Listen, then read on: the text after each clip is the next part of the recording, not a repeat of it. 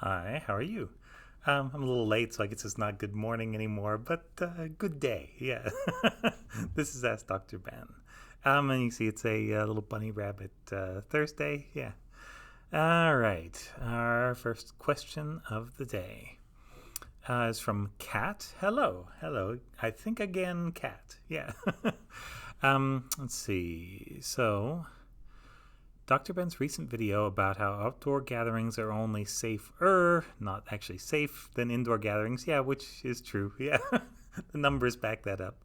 Um, had me very worried again about my teens who have returned to their swim team training. The pool is partly open on one side to the outdoors. I mean, that doesn't matter. It's okay. It's, yeah. Again, safer a little bit, but not, yeah, appreciably. They're only allowing four people in a lane. Okay, that's pretty close. Yeah, and they're working hard. You when you come up for air, you got to breathe real fast. Yeah, because then your head's going right back under with that next stroke. If it's if it's most of the competition strokes.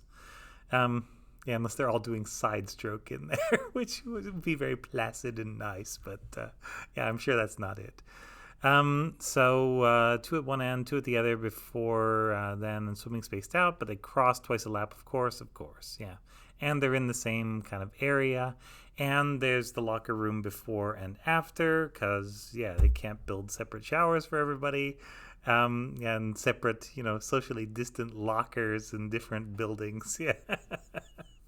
Yeah. So, you know the burning question that's coming. Okay, yeah, I think I got it. And that is this still a dangerous activity? And is there a safe way to train in sports? Yeah, I mean the safe way is to train alone. Unfortunately, team sports, even like swimming's mostly an individual sport, but even that, where you have a whole group of people that are there at the same time, there is definitely some risk, and it's probably not as high the risk as you would get at a football team practice, something like that.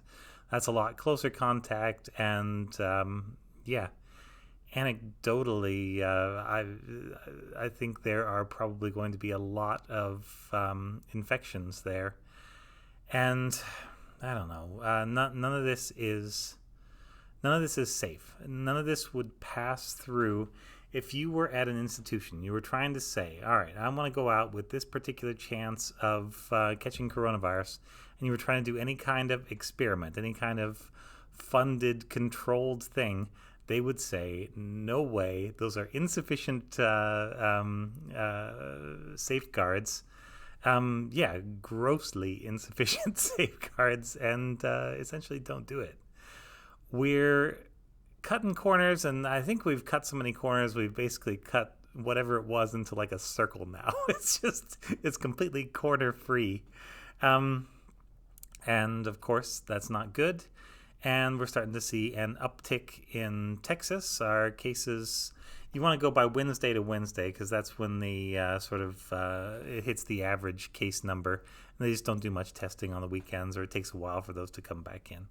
Yeah, the Wednesday to Wednesday numbers are actually up this week from last week, and I think this is just the start of what'll be a little bit more of a rise, because of course it will. You start getting people together for any reason, like any reason. That reason, yeah, that reason too. All those reasons, and the number of cases goes up because there's not a safe way to get people together, especially not if they're not wearing masks, especially not if they're working hard at something like sports and not wearing masks, because it's really hard to breathe and super uncomfortable, and masks don't really work in the swimming pool the way they're supposed to.